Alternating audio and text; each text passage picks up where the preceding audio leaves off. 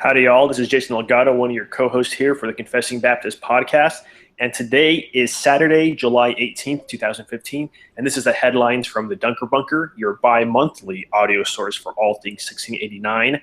And joining me today is... Junior Duran. Hey, everybody. Yep, and I am back at the hospital. It's funny, we were out for 2 weeks, but we're back in here. And so if you hear any beeps or bleeps, it's not my cell phone. My cell phone is off, but it's medical equipment. So this time Anton won't be joining us though, because he is asleep. He's sound asleep, and he's a heavy sleeper, so I could talk normal, and he'll be just fine. So, Okay. But with that, Junior, you want to kick us off with the news? Alrighty, so today is July 18th, and kicking off today is the Reformed Baptist Fellowship of Indiana. They're going to have a conference, and it features James Brown Jr. and Dennis Clark. What it is pastoral training and the 1689 LBC teaching on chapter 13 of sanctification. Again, it kicks off today, so if you listen to this early in the morning, or maybe by the time it gets channeled, that might still be going on. But Reformation Baptist Church would like to invite you to Reformed Baptist Fellowship of Indiana's meeting today, and go to rbfi.org for some details. Again, Pastor Dennis Clark will continue his teaching lectures on preaching the gospel, a theological perspective, and a personal method based on a book by Richard Belcher. In addition, Pastor James Brown Jr. will give us a sermon with regard to chapter 13 on sanctification. So that's going on today. Yeah, and that's I wouldn't say it's a conference. It's more of a meeting. It's like a more pastors meeting, kind of like the area associational meetings, like the kind of the one. So it's that, and they're just starting up. So the next one's going to be October 17th, and they're going to have another one December 19th. So this is going to be a 5 times a year reoccurring kind of fellowship and things like that. Nice. So nice. Yeah, I should have posted this a long time ago, and I barely got around to it. I actually interviewed him. I interviewed the guy behind this. His name's escaping me right now. Sorry, dude. And I just haven't put out that audio yet either. We have, again, like I said, we have so much audio. I mean, there's still stuff I recorded from like December. There's still stuff I recorded from the last Founders Southwest conference that I haven't got out yet. Oh man. So I guess it's a good problem to have, but just with less time editing, we put out less. So, but anyways, yeah, check that out. And there's more in the future. So get in contact with those guys if you're in that area. All right, January 22nd through the 30th. So this one's way in advance. This is the 2016 Deep South Founders Conference, and it is on effectual calling, that chapter from the 1689 Confession there. They do a chapter every year. This year, they're in the effectual calling chapter. And let me read you the little blurb here, then I'll tell you who's speaking at it. The 2016 Founders Conference will meet at Bethlehem Baptist Church in Laurel, Mississippi, January 28th through the 30th, 2016. And this is a new location for them. So usually it's at Reformed Theological Seminary or something like that, I believe, if I recall from all the previous years. This year it's at a new location, so keep that in mind. We look forward to hearing our keynote speaker, Conrad Mabewe, proclaiming the doctrine of effectual calling, opening with an evangelistic sermon Thursday evening. This conference will include a full schedule of speakers, including Ken Fryer, Tom Hicks, and Ed Wallen. So you can check that out. We posted the schedule. We posted the registration. Early registration before December 1st is $30. Regular registration after beginning January 1st will be $35, and then anything after January 1st will be $40. So that's weird. One day it's going to be $35, the next day it's $40. Surely that's a mistake, but maybe they probably meant like that. Well, I don't know what they meant. I'm not going to assume. So there you go. There's some info about that conference. All right, and speaking of the Southwest Founders Conference that we still have audio for from last year. Yeah. We'll probably get some more audio this year, the Southwest Founders Conference, and it comes up, so this year it'll be September 24th through the 25th, and it's always in September. And I'm looking at my calendar, and it's always on a Thursday, Friday, Saturday. This time only 2 days. Yeah. Oh, really? Yeah. Oh, it is? Yeah. Well, it's Thursday and Friday. Huh. We'll talk to the guys about that. Wonder what happened. So this year, the distinctives of Baptist Covenant Theology, again, September 24th and 25th, Thursday and Friday in Mansfield, Texas, as always, with Dennis Johnson and Pascal Donnell and others. We've interviewed both of those speakers before on their books on covenant theology, so check out. I think we have some links at the bottom. Jeff Johnson. Jeff, I think you said Dennis Johnson, but oh, I'm sorry. Yeah, Jeff. Yeah, Dennis Johnson is not a Baptist, so this guy's better. All right, so the schedule. They do this Thursday, and I'll skip some just to the speakers really.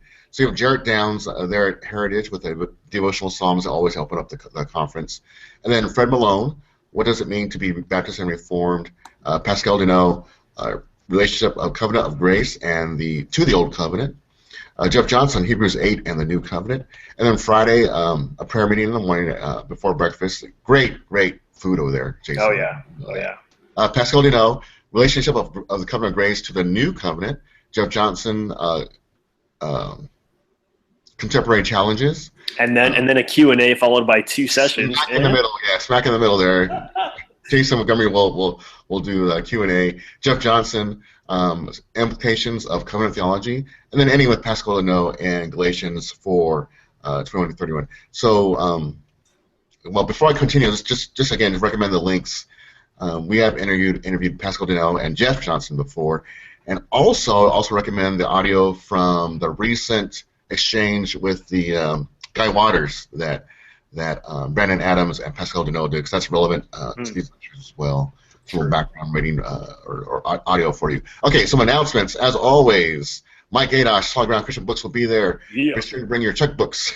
Yes, and lots of boxes and plenty of room in your car. Yeah.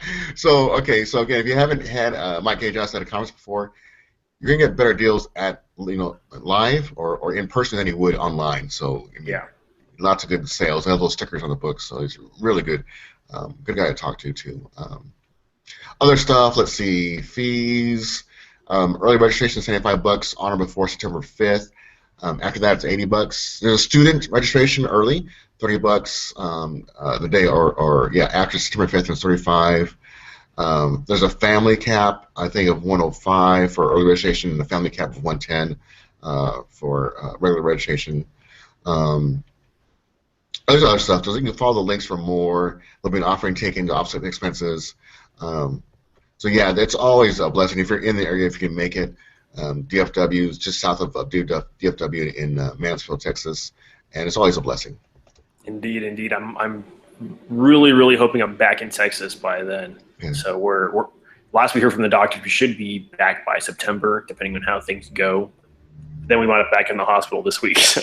Right. So we have no idea, but man, I really hope I'm back for that, because it's always a great time. Love all the fellowship. If not, we'll have to get you a ticket at least for a couple of days. I know. I need to take a vacation. I'm burnt out. No, I was kidding. But don't forget that you can find all upcoming events at confessingbaptist.com/upcoming, or there's an events tab on every page on our website. Some other events coming up in July 23rd through the 25th, the Legacy Conference. That's going to be featuring Tabidi Anabwili, Joe Thorne, and more in Chicago, Illinois.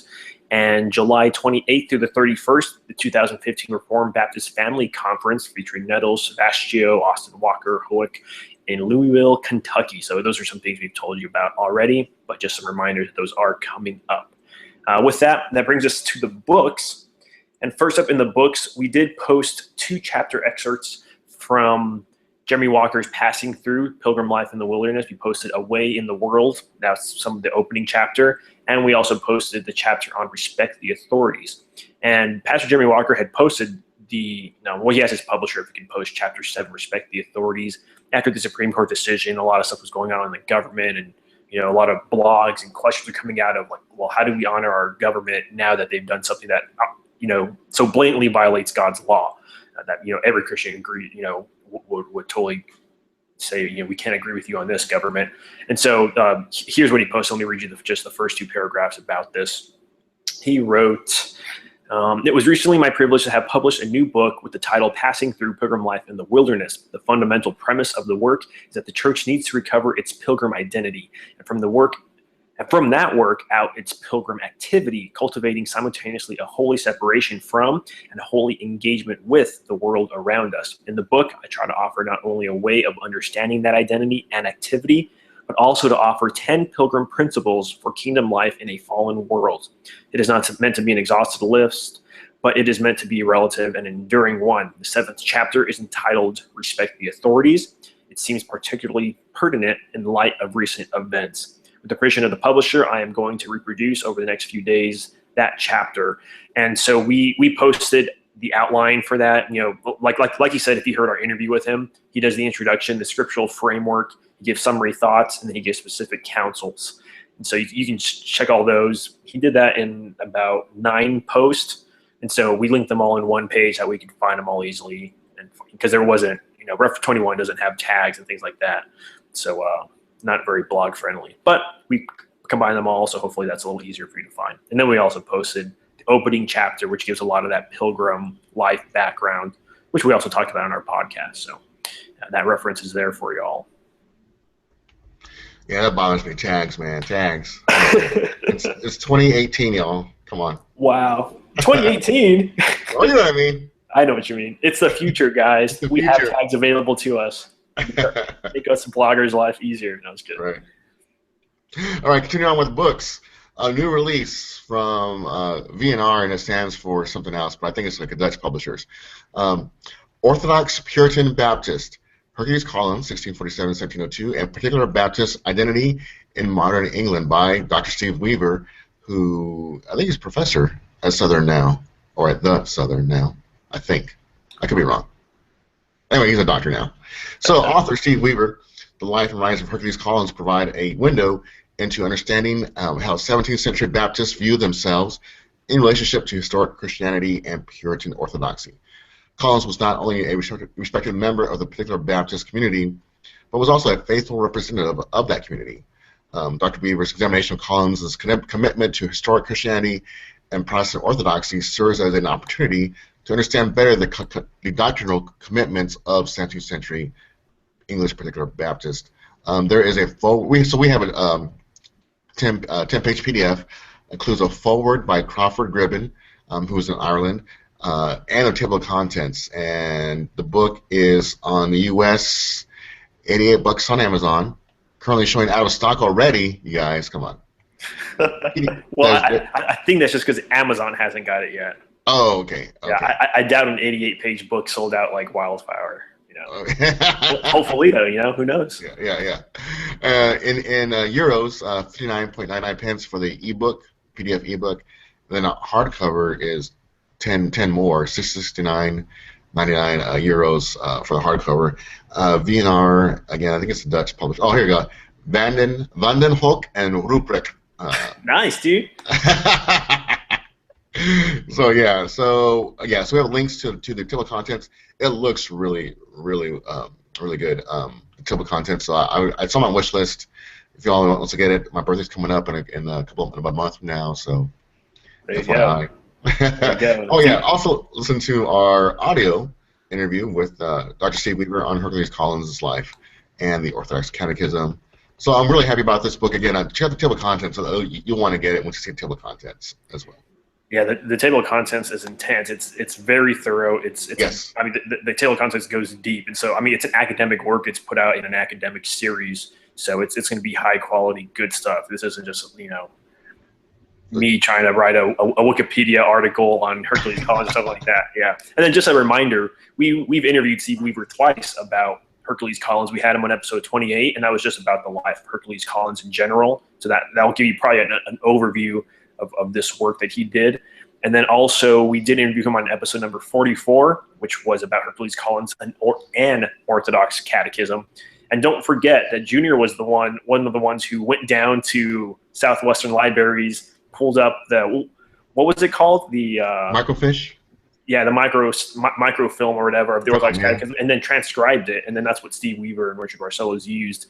And so I think a guy like Junior deserves a book like this, pitching $88. I mean, come on, you wouldn't have an Orthodox Catechism in your library without him. So, but yeah, just look at the table of contents. You can see Hercules Collins is a pastor there in England who is trying to get the word out that Baptists are tied to ancient Christianity, right? The early church, and Orthodox Christianity, the Reformed churches, and so it's wow. I'm like, yeah.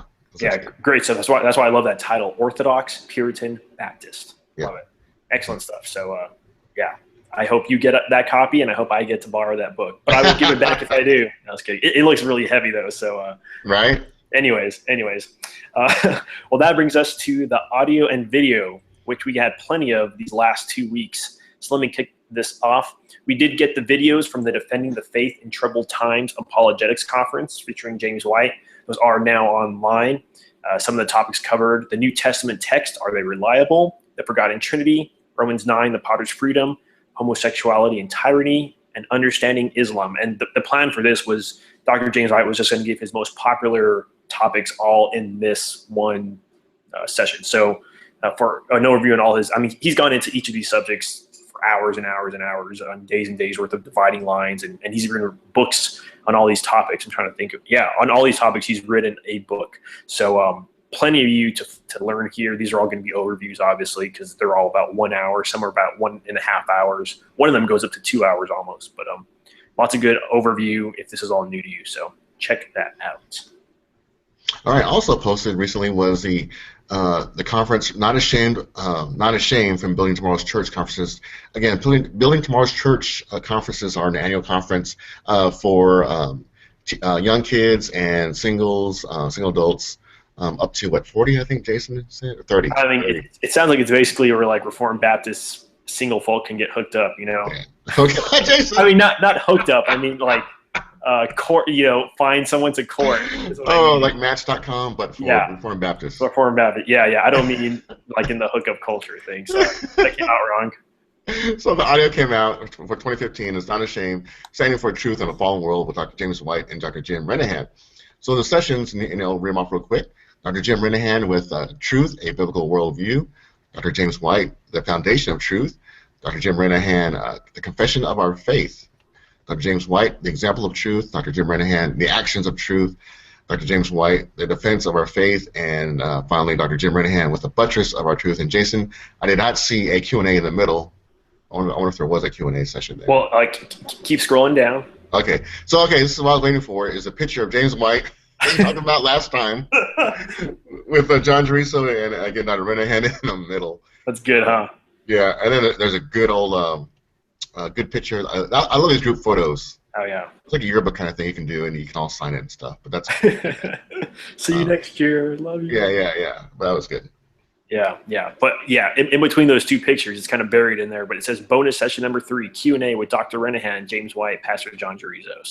And so if you got matched up at the Building Tomorrow's Church conference, leave us a note on the comments and tell us you met your match. I don't know.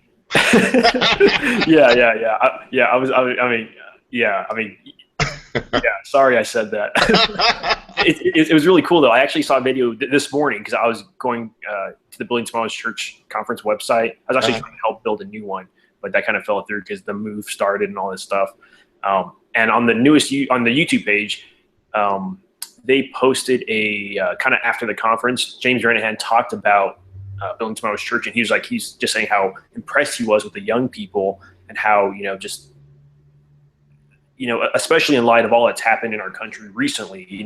The first session when the first session started, I believe it was James Renihan who had the first one. He mentions how, just earlier today, the Supreme Court made this decision on gay marriage and blah, blah, blah. And so this was a really, really timely conference. And James Renihan was just saying how impressed he was, how it was all organized, how deep, even the lyrics during the worship were, how every session was led by a pastor, and even when they broke out into smaller groups, there were several pastors there, leading each group. He loved so much about it. Was just really encouraged how the young people were really hungry for God's word and wanted to know, how do I live in this fallen world? So really great, encouraging stuff. So yeah, part of my joke, sorry. But with that, and on the same topic, this was actually a post from Hobby, so I hadn't seen him post in like months, and then bam, he posted this. I was like, wow, he's still alive. Reflections on the Death of America, the Christian Seeks an Abiding City. And this was audio posted by Tom Chantry. This was the Sunday after that Supreme Court decision. And here's let me just read you the post. Pastor Tom Chantry doesn't usually post his own sermons on his blog, but Monday, this was the day after Sunday, couple days after the Supreme Court decision, we were treated to a good dose of his preaching, and it is definitely a good listen. Check it out here. So it's just a 38-minute sermon. Here's a little blurb from the sermon page. says, the letter to the Hebrews was written to Christian people whose earthly nation was crumbling and on the brink of collapse. It was intended to soothe their souls with the supremacy of the changeless Christ over every institution of this world. It offers great encouragement to all believers who discover that their nation and their home are no, quote, abiding city, end quote, reminding us that we are on our desert pilgrimage to Zion. So since Javi recommended, he posted it. I was like, okay, this is worth checking out. Javi doesn't put that much effort into posting anything, so I'm kidding, Javi. So I checked it out. Yeah, it was really great, encouraging stuff, and really, it's just he was making application from Hebrews on how we should react to all this stuff going down in America and whatnot. So just another reminder, a helpful reminder. I think we always need reminders that we are pilgrims. We have no abiding city here. So excellent stuff from Pastor Tom Chantry there. All right, I'm back. Yeah, it's nice. And I've been following Javi's Instagram feed, and he's always posting pictures of his son. He's cute little boy. Oh yeah, he's the cutest little kid. Yeah. Matthias. Yeah. Matthias. Yeah. So here's to you, Matthias, who are listening. All right, Trevor Johnson at RBS, Reformed Baptist Seminary, posted a video, Modern Trends in Missions. So real quick, over the last several decades, the modern missionary movement has continued to undergo important changes and developments. Any church or individual interested in missionary endeavor needs to understand these trends and assess them in light of biblical principle. In the lecture below, Professor Trevor Johnson highlights and evaluates some of the major trends in missions today. This lecture is part of a curriculum at RBS course, ET 801 Missions. And if it's a 45-minute video, you want to look at that if you're interested in missions and current issues in missions. And missions and history. Jason, I love history and missions, evangelism, history. Those are interesting topics. Right. As Reformed, we do believe in missions. People, I think we all know about Geneva and their missions to Brazil and South Africa and stuff like that. So no one can say we're not missional. Right. Yeah. Sorry, not missional. Evangelistic. I don't use that other word. It's so loaded, dude. There's 50 books coming out tomorrow about missional, or with missional in the title. Yeah. Also this week, on Tuesday, we posted interview number 93 of our interview podcast. This was with Pastor Austin Walker on his book, The Excellent Benjamin Keach. Special thanks to Pastor Jeffrey Johnson for doing that interview with us. All I kind of did was got them together. Oh, look, there's the beeps. Hold on. Let me call the nurse real quick.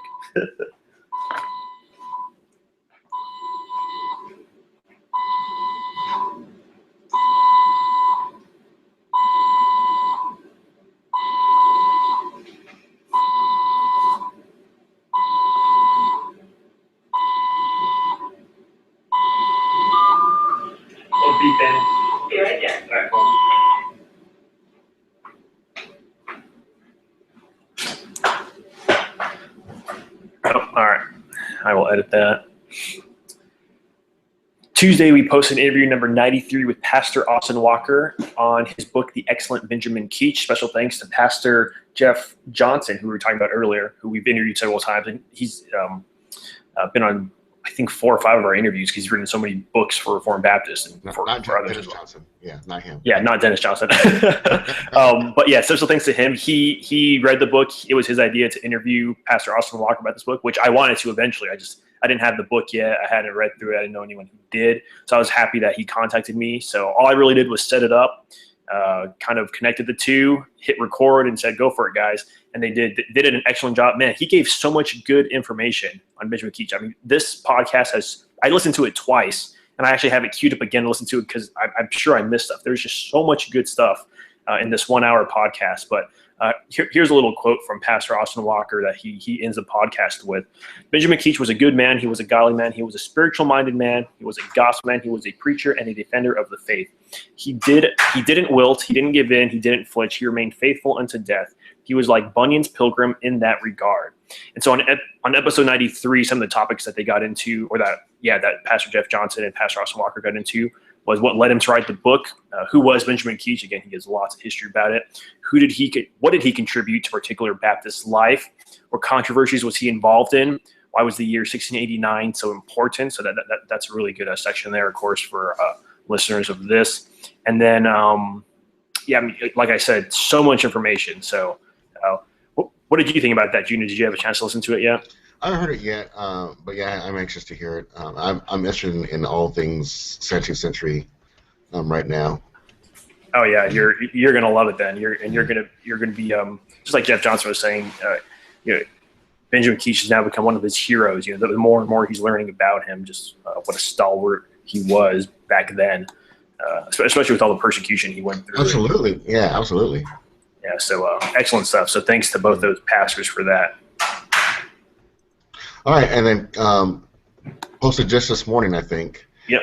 Audio from the 2015 Reformed Baptist Family Conference. This is one of the Reformed Baptist Family Conference. We mentioned the other one earlier that would be in Louisville, and this one was in Carlisle, Pennsylvania, and it features Vaughn Campbell Walter. Okay, so you know what? For some reason, they took out the commas. Yeah. Okay. Those are all lapsed names. I was like, I don't know. Okay. So the audio, from the 46th Annual Grace Baptist Church of Carlisle, Pennsylvania's Reformed Baptist Family Conference. And again, it took place a couple of weeks ago, June 22nd, 2026. It's now online. So we have David Campbell with God's Law in Our Hearts by Creation and God's Law in Our Hearts by Covenants. Boom. David Vaughn, Keeping Yourselves in the Love of God, 1, 2, 3, and 4. Jason Walter, Youth and Old Age, Part 1 and 2.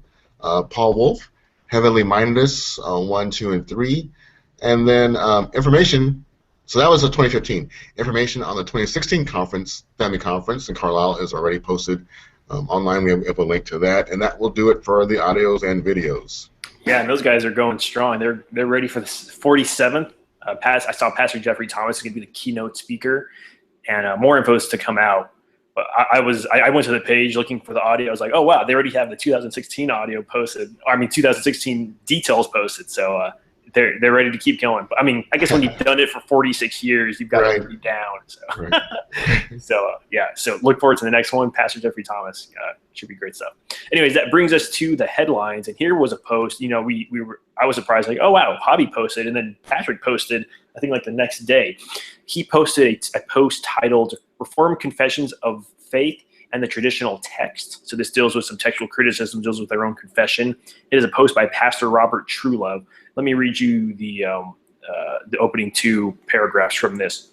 Pastor Robert Truelove of Christ Reformed Church in Lawrenceville, GA, has some interesting things to say about how our confessionally reformed forebears viewed the Hebrew and Greek text of Scripture.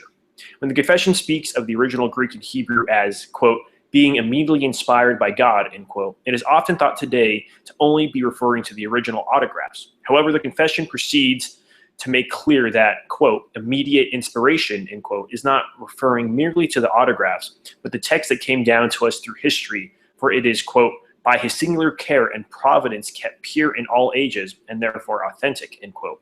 That is, it is authentic because it has been kept pure in all ages, and therefore the text on hand were considered to be the locus of authority, not non-existent originals. The text on hand was a traditional text, being the Greek Textus Receptus and the Hebrew Masoretic text. So again, there's a lot more he wrote about that. That gets into a lot of textual criticism debates and which text you're going with, whatnot. So again, there's going to be disagreement on that.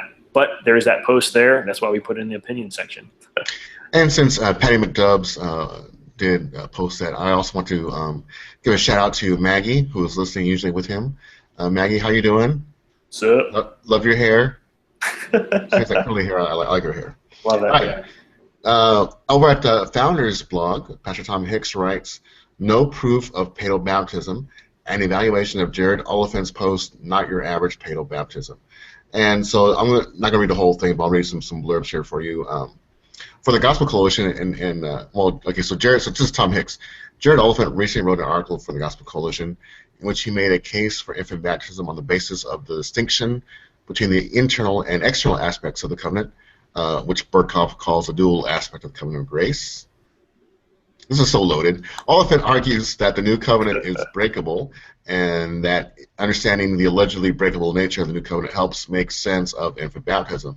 I'm going to show you why Oliphant's argument is unconvincing to this Reformed Baptist. Number one, Oliphant says the New Covenant is a mixed body, and there's some text there. Number two, I say the New Covenant is a pure believer's covenant, and there's some more text there. There are two serious problems with Oliphant's interpretation. Number one, it proves too much, and again, he goes on there. Number two, it assumes too much, and he continues on. And three, the lack of a case for infant baptism. You can read, again, no proof of paedo baptism over at the blog. We link to it. And then, again, we also link to Brandon Adams' response to the same post.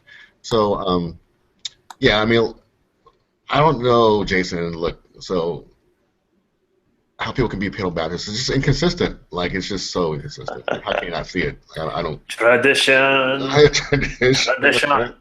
That's kidding. Yeah. It's interesting because both Brandon Adams' post and Tom Hicks' post, they get into Hebrews 10:26 through 30 and John 15:1 through 6, which is what Jared Oliphant hangs a lot of his arguments on. So, and it's interesting. They both have not the exact same interpretation even of those texts. So some of them bring out even Owen's view. If I recall, Brandon Adams brings that out, and then very, very interesting stuff, especially Owen's view on that Hebrews text. So, yeah, again, we could say tons about this. We could do tons of podcasts on each of those verses, but yeah. Yeah, I mean, yeah, well, it's out there. You can't be in the covenant and out of the covenant at the same time. I know. I remember asking a Paedo Baptist friend of mine that very same question, like, where is the new covenant? You know. Yeah. Which federal head are you under? Like, I don't get it. Yeah, I don't know, dude. That's why I'm a Reformed Baptist. So. Right. Yep. So, all right. Well, with that, that brings us to the Baptibots. And starting off the Baptibots, let me give you the podcast, the Baptibots Roundup, which in the last 2 weeks was a ton of them. So I'm just gonna blow through these. Here we go. Word Magazine with Jeff Riddle, July 4th. He posted episode number 39. Should John 5:3b through 4 be in the Bible? Again, I guess into some text criticism issues and which of your authority text you're using there. And then the Dividing Line with Dr. James White, July 7th. Thoughts on SCOTUS and phone calls on today's Dividing Line. July 9th, the protection of church discipline. That was the third in the series by guest John Sampson there. We mentioned the last two on church discipline before that. Or not church discipline, but rather church membership. July 14th, a mega-sized Dividing Line. And here, James White talked about Matthew Vines. And this was Matthew Vines spoke at Google. I don't know if you've ever seen those videos where Google gets authors and they all kind of sit around, sipping their lattes, and they're just like, whoa, this guy's so great. I mean, they're totally, it's crazy. The only Christian I've ever seen on there was Tim Keller, and he kind of, it was interesting. I won't go into details. But anyways, Matthew Vines, it's interesting because in that interview, I think one of the questions from one of the Google guys came up and asked him about, like, why haven't you debated James White, which I thought was fascinating. Like, how did he even know about that? But Matthew Vines says, he's not worth my time, and I don't have time to deal with that gutter talk and things like. I mean, it was pretty interesting. Matthew Vines' new strategy now that I guess homosexuality is more on the winning side now, if you will, in the culture at least. Anyway, so he talked about Matthew Vines, and then he shifted gears and talked about N.T. Wright, which was really a really interesting little blurb there. Yusuf Ishmael and more. So that was a very different Dividing Line. You know, I guess he does that a lot. He goes into many different topics. July 16th, 2 articles on homosexuality and the profaning of marriage and the church. Iron Sharpens Iron. The podcast has been a little bit behind, but here's some of the stuff they posted. The first one was from a Reformed Baptist pastor. This was the June 23rd live show. It was with Pastor Mark Grimaldi. He's a Reformed Baptist pastor, part of ARPCA, on the loving act of church discipline. That's a really good one. June 24th, Chris Arnson interviewed Dr. David Murray on his new book, The Happy Christian: 10 Ways to be a joyful believer in a gloomy world. June 25th, Steve Schultz on classical Christian education. And that is I don't think he's a pastor, Steve Schultz, but he is the principal of this classic Christian education, which is part of a Reformed Baptist church. I think they used to go to the same Reformed Baptist church together, Chris Arnson and him, if I recall. And June 26th, tribute to apologist Walter Martin with his daughter, Cindy Martin Morgan. That's the guy who wrote Kingdom of the Cults, a very popular book in Christian circles. Reform Libertarian podcast has been going strong. They've been keeping up with their weekly posts, so it seems like that podcast will be going, and it's going good. CJ Engel, July 10th, episode number 5 on the drug war.